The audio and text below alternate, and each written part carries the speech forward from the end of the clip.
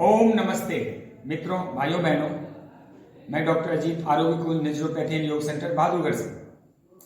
अभी मैं आप सबके सामने एक गणेश क्रिया करके एक प्रयोग है या फिर एक क्रिया है, उसका तरीका आपको बताने जा रहा हूँ। ये बहुत ही महत्वपूर्ण है, इतना महत्वपूर्ण कि चमत्कारिक, स्वास्थ्य के मामले में चमत्कारिक प्रयोग है, लेकिन इसमें कुछ सावधानियां हैं। यद्यपि आप जितने भी योग संबंधित या फिर आयुर्वेद नेचुरोपैथी संबंधित किताब पढ़ेंगे, अध्ययन करेंगे, तो इसमें बहुत ही छोटे से विषय के रूप में आता है। लोग इस पर ध्यान नहीं देते और इसको ज़्यादा प्रचारित नहीं किया जाता है भारत जैसे देश में, जहाँ पे इन सब चीज़ों को बताने की फ्रीडम या स्वतंत्रता बहुत कम है। लोग इसको एक तो अपमान जैसा मानते हैं या फिर इस पे चर्चा नहीं करना चाहते। लेकिन स्वास्थ्य के मामले में चर्चा करना मैं जरूरी समझा, इसलिए आपके सामने प्रस्तुत कर रहा हूँ। देखिए, कोष्ठबद्धता रोगाणाम मूलमुत्तम। आप यूँ समझे, किसी संस्था में या फैक्ट्री में इनपुट बहुत अधिक हो रहा है और आउटपुट कम हो रहा है, यानी चीजें खप ज्यादा रही है और निकल कम रहा है, तो वह सिक हो जाएगा, बीमार हो जाएगा। इसी प्रकार एक तन है, अंदर तो बहुत कुछ जा रहा है, बाहर बहुत कम आ रहा है। धीरे धीरे करके ये प्रोसेस लंबा चल जाता है, 10 साल 20 साल 30 साल, उसके बाद भयंकर रोग लग जाते हैं, क्योंकि अंदर जो मल है वह सड़ने लगता है, सर के पूरे सिस्टम को जाम कर देता है, एसिड बना देता है, कोलेस्ट्रॉल बना देता है, ब्लड को खराब कर देता है, लीवर किडनी को खा जाता है, नसों को खा जाता है। तो ऐसा करके पूरा शरीर ही विषैला हो जाता है। फिर स्किन डिजीज शुरू होते हैं, फिर और कई प्रकार के रोग हो जाते हैं। शरीर की ऊर्जा खप जाती है इन्हीं चीज़ों से लड़ने में। फिर आदमी काम कब करेगा और जीवन का जो स्पेन है वो लगभग 30-40% कम हो जाता है। आजकल तो औसत जीवन ही 40 कम हो गया, यानी 60 वर्ष का रह गया। लेकिन आज इतनी अच्छी व्यवस्थाएं हैं, आप चाहे तो जीवन को 100 वर्ष तक भी जी सकते हैं। आज का जीवन ज़्यादा अच्छा है। पहले कच्चे मकान थे, व्यवस्थाएं कम थी, लोगों की बुद्धि कम होती थी, एक एक रोग उठते थे तो गांव का गांव साफ हो जाता था। आज ऐसी नौबत नहीं है, बहुत कुछ उन्नति पे है।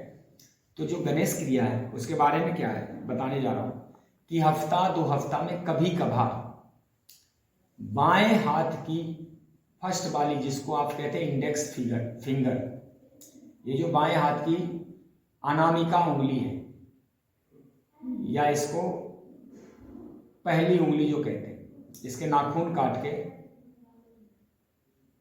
और इसको तेल में डुबोना है।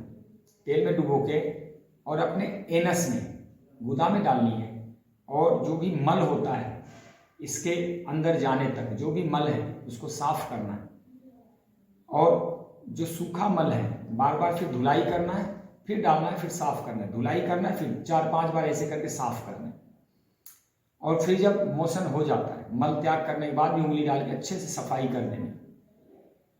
यह काम हफ्ता 2 हफ्ता में एक बार कर देनी चाहिए। इसका सबसे बड़ा लाभ क्या होगा कि एक तो कोई रेक्टम संबंधी या फिर पाइल्स, फिस्टुला, बवासीर, भगंदर, गंडमाला के कोई रोग नहीं होंगे। दूसरा लाभ क्या होगा कि जो लास्ट में एनस के पास, रेक्टम और एनस के बीच में जो जगह है, स्पेस, वहां पे जो सूखा हुआ मल है, उस मल के सूख के सड़ने से इन्फेक्शन हो जाता है, जिसकी वजह से आगे कई दूसरे प्रॉब्लम। मैंने देखा एक एक आदमी को 5-5 छिद्र जिससे मल आता था, मतलब 5 गुदा बने हुए, और ऐसे ऐसे भयंकर रोग को इतनी बदबू आती है वहां पे कि कैसे उस शरीर में आदमी स्वयं निवास कर पाता है, यह आश्चर्य का विषय है। तो ये सीरियस मुद्दा है, यह प्रयोग करके देख सकते हैं, इसमें कोई साइड इफेक्ट भी नहीं है।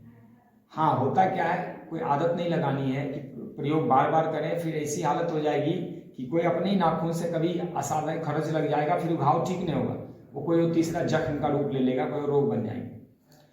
फिर से समझे, नाखून अच्छे से काट लें, पूरे तेल में डुबोना है इस उंगली को, ये फर्स्ट वाली जो इंडेक्स फिंगर है, और तेल में डुबो के आराम आराम से अपने एनस, गुदा के अंदर डालें, और जो आगे मल होता है उसकी सफाई कर देंगे। और फिर मल त्याग करने के बाद फिर से पुनः थोड़ी तेल डाल के और सफाई कर देनी है। और 5 हफ्ता 2 हफ्ता आप फिर आपको देखने की जरूरत नहीं है।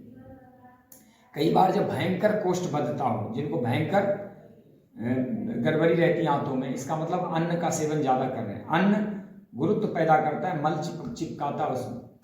तो क्या करना, अब हमारे जैसे लोग, हम तो नेचुरल डाइट पे रहते हैं ज़्यादातर, तो हमारे को ये सब समस्या आती नहीं, मल कभी चिपकता ही नहीं, नेचुरल रूप में मल बाहर आते हैं और बिल्कुल ही हल्का ढीला मल, कभी सूखता ही नहीं। लेकिन जो लोग अन्न, दूध, मिठाई वगैरह अधिक सेवन करते हैं, उनको कम से कम रात का भोजन कुछ दिन के लिए छोड़ देना चाहिए, और रात के भोजन में पपीता, सेब, अनार, आम, अंगूर, जो भी सीजनल फल होते हैं, ओनली फ्रूट खा के रहना चाहिए एक हफ्ता।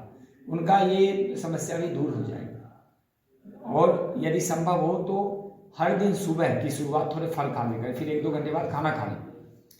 तो अगर ये काम आप करते हैं तो आपको जो लाभ होगा वो मैं नहीं कहूँगा, आप कहेंगे दूसरों को, क्योंकि लाभ तो आपके ऊपर घटित होगा। लेकिन मैं ये कहूँगा कि मेरी बातों से सहमत होने की जरूरत नहीं है, बस आप प्रयोग करके देखें, जो होगा वो आपको एक खुद के अनुभव में आ जाएगा। मैं तो बस एक छोटा छोटा समाधान जो मैंने स्वानुभूत किया, जो मेरे को जिसके ऊपर पूर्ण विश्वास हो जाता है और मैं जो करवाता हूँ वह बताता हूँ। मैं कोई किताबी बातें नहीं कह रहा हूँ। यद्यपि गणेश क्रिया हर आयुर्वेद के या फिर जो योग का किताब है, आप योग का कोई भी बुक अध्ययन करें, अष्टांग योग, उसमें भी दिया होता है। स्वामी रामदेव जी भी कई बार रिकमेंड कर चुके हैं, लेकिन ओपनली इतना बोला नहीं जाता है क्योंकि समाज में इसको उतना अच्छा नहीं मानते। तो खैर, आपको हेल्थ से काम है, समाज से क्या लेना देना। यह प्रयोग करें और इसका लाभ पाएं। इसमें और भी जो सावधानी है वो विशेषकर सावधानी यही कि जल्दबाजी नहीं करना और नाखून बड़े नहीं होने चाहिए, नहीं तो वहाँ पे लग जाएगा, कट लग जाएगा, फिर महीना दिन तक ठीक नहीं होता है। धन्यवाद। ओम जय हिंद।